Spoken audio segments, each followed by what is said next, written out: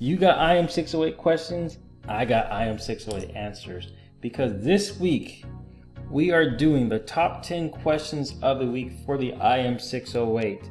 So for those of you who don't know, this is just a compilation of calls, consultations that clients were asking me, and I'm presenting them in this presentation for you guys. So for those of you who don't know, my name is Curt. I'm an Autel diagnostic consultant, and this presentation will benefit anybody who's doing their research. You know, they're trying to figure out what the tool can and can't do, my existing clients and also my supporters. Okay, so let's start off with question number 1.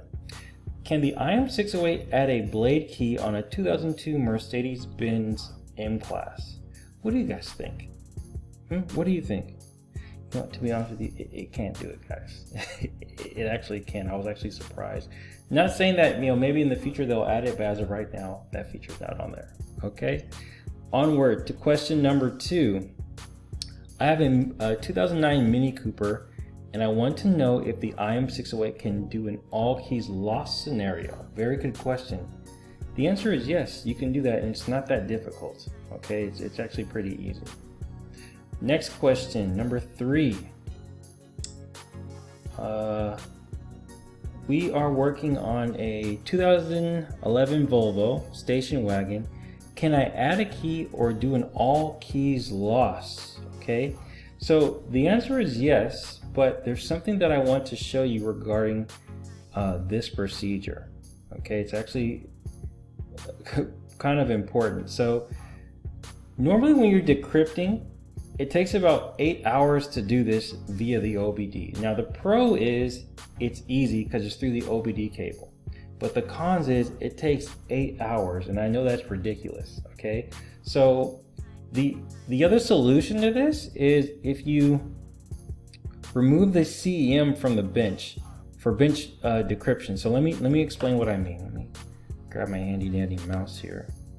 All right, so if we look right here, okay, in the operations guide, and you'll find that when you go to read CEM security data, okay, you'll see that it's located right there, okay, and this is what it looks like.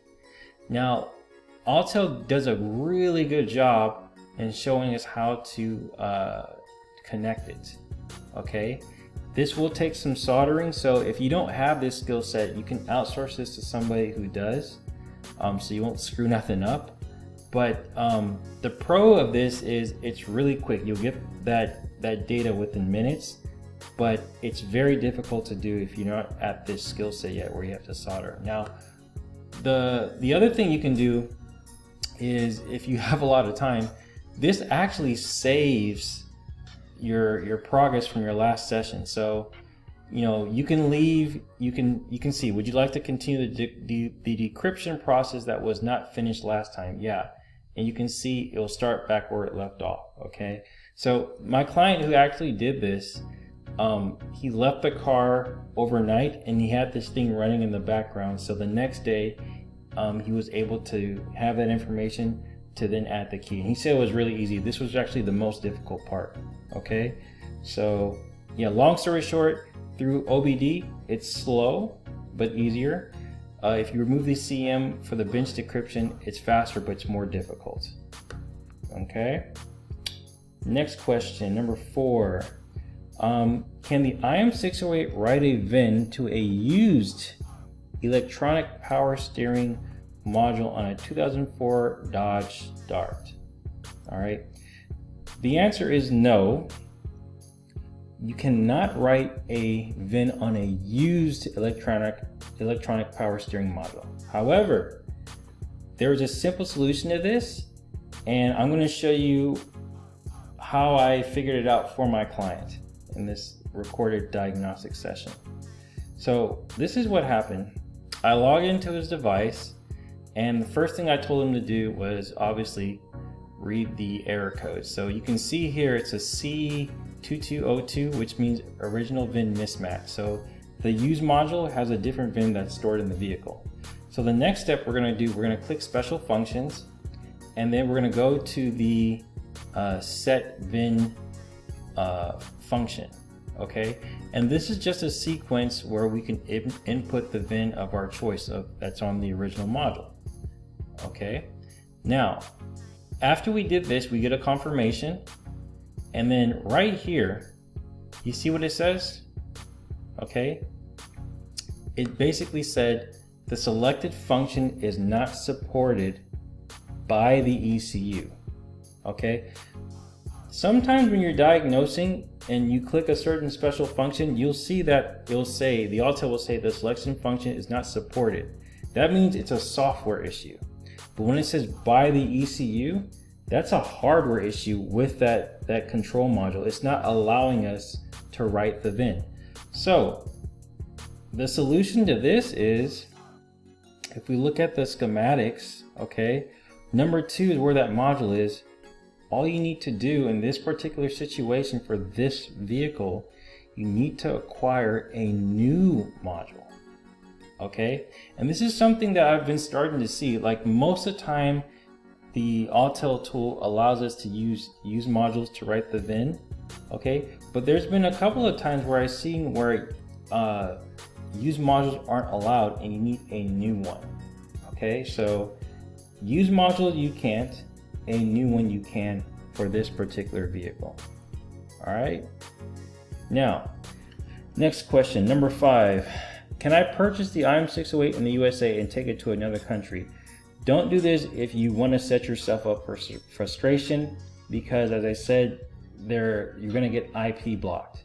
What you can do is I can help you depending on your region. I can probably source a tool that has dual citizenship basically, okay? But it varies between regions, all right? So get consulted on that so you won't have a logistical mess, okay? Next question. Does the IM608 work with the MP408? Okay. So if you look at my previous videos, I did one against the Elite and the IM608. At that time, the IM608 was not able to, it did not have the app to add on the maxi scope or the MV108 digital video scope, okay? But recently, they added this feature on, so yes, you can add on the MP408 oscilloscope and the digital video scope, okay? It's on the IM608, not the IM508. All right, good question. Next question, we got on a 2017 Golf with a key ignition, am I able to add a key to this vehicle? The answer is yes. All right, next question. Number 8, can the IM608 get the PIN code on a 2004 Kia Sorento? The answer is yes. Next question. This is a good one, okay? I've done my research. Why do you insist on a consultation if I know that I want the IM608? Okay, this is what I call self-diagnosis. And if you look at your business, how many times where you had a client try to self-diagnose his situation, what was the outcome? Yeah, okay. Let me dive into it deeper. So this is what happens to a lot of people. So when they want to buy the IM608 or any of our tools, usually there's a specific problem. It could be a high-risk problem, right? Where if it's, you know, this vehicle, for example, they'll do their information, they'll try to, you know, extract all the information they can from the internet, but as I said, it's very generic. And what happens is when they feel confident to get the tool, and then when they go to the vehicle to try to perform that function, they don't realize that the vehicle that they were looking to do that procedure, for that VIN number, that feature might not be there, okay?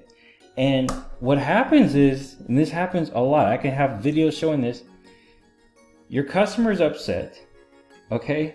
You wasted a bunch of time, you're trying to see if these features are on there and it can't do it, and then you're disappointed in the tool, okay? This happens a lot, you guys, so that's what I'm saying. The more advanced in the tools you get, you need to get VIN number specific details. If you're just trying to get, you know, generic vehicle coverage, you're gonna set yourself up to failure, all right? Now, I want you to look at this from a professional perspective, okay? How do you think therapists know how to solve personal issues? Okay, it's because they have a framework to ask you specific questions that will surface the problems that are bothering you. It's a framework. That's a key word, okay? And if you look at this a bit further, they look beyond the obvious symptoms, okay? They dive deep into the conversation to determine the core root of your problem, okay?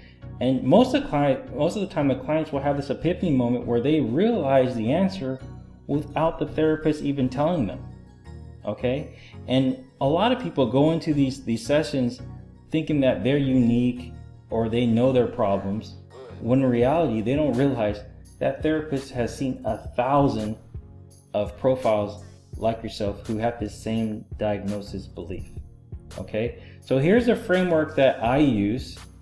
You can use this for your business as well, okay? So if you look at this pyramid here, this is the framework, all right? There's the deliverables, which is the thing being provided, the product. In my case, it's the mattresses. In your case, it could be your service, okay? And then we got the discovery phase, where it's an action or process of being discovered. And then there's the strategies phase, a plan of action designed to achieve a specific goal. Where everybody starts is right here, which is not right. It's not right in my opinion, because I'm gonna give you my perspective. If somebody comes to me and says, Curt, I want the Maxis Elite, how much is it? And if I just sold it to them, okay? What if they don't work on a lot of BMW and Mercedes and they're getting more key coding events, okay? They get the tool and then they're gonna try to do something and it's not gonna work because that feature isn't there, because I didn't go to the first principle, which was the discovery phase. I didn't ask them any questions. You know, well, in the discovery phase, I'll ask them questions, really dive deep, really good questions. And then that way, based on those questions, I can provide a strategy to solve them, okay? You can do this in your business, okay? When a client comes to you and they try to self-diagnose, you need to block that down. You need to block that down and explain to them that could be more damaging, you know, if you just listen to their advice. You need to go through this process, and you guys normally do that, okay? So during this process, my clients usually get a really good result, and they're not going to be left down because they have the right information in there, and we're able to achieve their long-term goals, okay, without any like frustration and stuff. So this is the framework and that's why even if you are a locksmith and you know you want the tool, I need to do this because, as I said, there's some VIN numbers that might not be on the tool in terms of like the coverage, and I can verify that for you, all right? So last thing, things to remember, okay? The functions that I demonstrated on this video, okay, they're VIN specific, meaning just because you see it work for 1 year make and model, it doesn't necessarily mean it's gonna work for the models and years above it or below it. It's VIN specific, all right? Remember that. I don't want you guys to watch this video and say, oh, he was able to do this on this year, and then you get it and it doesn't work. You know, like you're gonna get frustrated. All right, so just keep that in mind. Second thing to remember, when exchanging control units, you need to verify if a used module can be utilized or a new one, okay? And it's better to have this strategy laid out beforehand before buying all these control units. A lot of people, even my clients, they tend to do this where they say, okay, I'm just gonna get all these used modules and stuff and put them on, and then you get left not knowing what it can do. It's best to get this verified beforehand so you have that plan of action, and then you won't be wasting time, you know, and money, all right? And then the third one, on some Volvos, it's faster to decrypt the CM data via OBD, or it's easier to decrypt the CM via OBD, but it takes longer to do it. If you're good at soldering, then take out the CM module and decrypt it faster, okay? And then the last thing is A trained consultant asks important questions while novice give generic advice. All right. So with that, guys, that's it. I hope you enjoyed this. Dang, I'm dark. Thank you very much, and stay tuned. I got some more good content. Okay. Take care and have a great week. Bye.